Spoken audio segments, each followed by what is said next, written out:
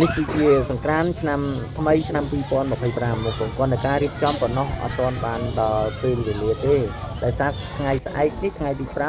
5សាលាយើងខ្ញុំបានសូត្រមន្តគ្រូមានលោកតាលោកយាយសូត្រមន្តបន្ទាប់មកបានយើងមានកម្មវិធីបំលបែងប្រជាប្រិយរបស់ខ្មែរយើងទស្សនាសកម្មភាពកូនសិស្សលេងជាបន្តទៅ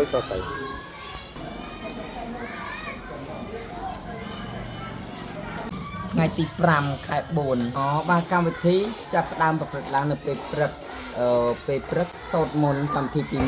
1បាទកម្មវិធីបន្តទៀតយើងលេងល្បែងជាប្រៃដូចជាដណ្ដើមស្លឹកឈើហើយនឹងទាញព្រាត់បានបង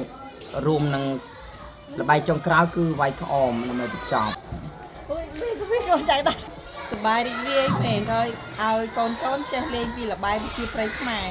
អញ្ចឹងចាមេឆ្នាំមុនបាទអត់ត្រូវផងចាបាទសូមអរគុណអញ្ចឹងថ្ងៃស្អែកជាថ្ងៃអ្វីកូនដឹងទេបាទថ្ងៃស្អែកជាថ្ងៃ5អត់យកតាមកទេដោយសារសាលាយើងចូលមុនស្ដាប់បាន